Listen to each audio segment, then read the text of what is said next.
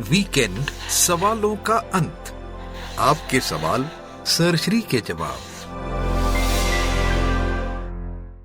हम जब सोचते हैं तो शब्दों में, भाषा मराठी हिंदी अंग्रेजी में सोचते हैं। जिस इंसान को शब्दों की भाषा नहीं आती वह कैसे सोचता है, या इंसान को शब्दों की भाषा नहीं मालूम थी तब वह कैसे सोचता था। जब आदि मानव थे तो कैसे सोचते थे, भाषा नहीं थी कैसे सोचते थे, लैंग्वेज नहीं थी कैसे सोचते थे। तो वो कैसे सोचा जाता था? भाव से। वहाँ भाव थे। इंट्यूटिवली बोलते, इंस्टिंक्टिवली बोलते हैं। एक इंस्टिंक्ट होती, जैसे हर जानवर में एक इंस्टिंक्ट होती है, इंट्यूशन होती है, इंट्यूटिवली होता है। खतरा है कहाँ, तो वहाँ से दौड़ना है। वो सोचता नहीं है ये कि अभी मुझे दौड़ना चाहिए, अब मुझे भागना चाहिए, अब यहाँ कोई शेर आ सकता है, ऐसा वो नहीं सोचता। मेरे पीछे क्यों शेर आता है, ये नहीं सोचता। मेरे साथ ही ऐसा क्यों होता है, वो ऐसा नहीं सोचता। मुझे ईश्वर ने कमज़ोर क्यों बनाया, मुझे शेर क्यों नहीं बनाया, मैं शेर होता तो कैसा होता, फिर मैं इसको नहीं खाता उसको नहीं खाता, हिरणों को तो परेशान नहीं करता, मैं यदि शेर होता। वहाँ ऐसा कोई थॉट ही नहीं है। वहाँ क्या है, एक इंट्यूशन के द्वारा क्रिया होती है। यानी कि एक्चुअली सोचना भाव पर होता है।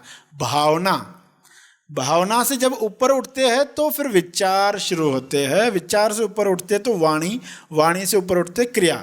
तो तब क्या था, सहज मन से कार्य थे। जब शुरुआत हुई तो क्या था, एक इंस्टिंक्टिवली, एक इंट्यूटिवली, अंतर ज्ञान से लोग क्रियाएं करते थे। अंतर्दृष्टि से, अंतर ज्ञान से क्रिया होती थी। और क्रिया होने के बाद वो सिर्फ अंदर से जानते थे ये होना क्यों जरूरी था। यहाँ से उठ के वहाँ चले गए, यहाँ शेर आया तो उनको पता चला कि वहाँ से उठ के क्यों जाना था वहाँ। तो ये देख देख कर फिर इशारे बनना शुरू हो गए। इन जो घटना होने के बाद फिर इशारों से तुम इधर आ जाओ, तुम ये करो, तुम वो करो। वहाँ भाषा नहीं थी तो मुद्राएं थी। सिर्फ मुद्राओं के द्वारा बताया जा रहा था। उस वक्त कोई अगर रियलाइज हो रहा था तो सिर्फ मुद्राओं के द्वारा, कि सिर्फ इशारा किया और लोगों को समझ में आ गया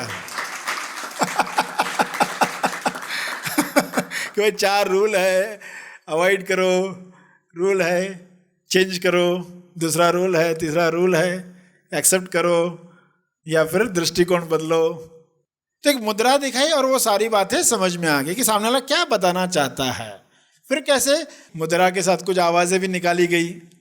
भाषा का निर्माण कैसे हुआ होगा, मगर जब भाषा नहीं थी तब भी कार्य चल रहे थे। हाँ, थोड़ा समय लगेगा कम्युनिकेशन करने में, मगर काम तो होने वाले, मगर फिर ज़्यादा काम भी नहीं थे। तब कैसे थोड़े से ही काम थे, सिर्फ जिंदा रहने के लिए जो काम होने चाहिए वही काम चल रहे थे।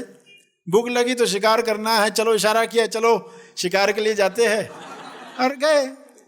जिसको भूख नहीं लगी वो बैठा अपनी गुफा में, तुम जाओ, हमें कोई भूख नहीं लगी है तो इस तरह कार्य चल रहे थे। तो उनका सवाल जो था फिर कैसे सोचते, क्योंकि ये सोचा जाएगा ही सिर्फ भावना की लेवल पर होगा, अर्थ वही होगा। हाँ, कॉन्ट्रास्ट माइंड का पार्ट बहुत कम होगा, सहज मन का कार्य ज़्यादा होगा।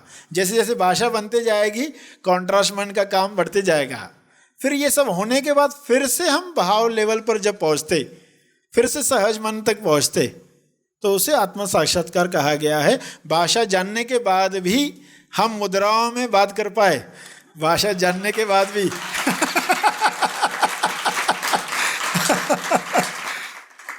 इंट्यूशन से समझ पाए एक दूसरे को, इंस्टिंक्ट से जान पाए, तो फिर से बच्चा बनना जिसको कहा गया है, आत्म साक्षात्कार यानी फिर से बच्चा बनना।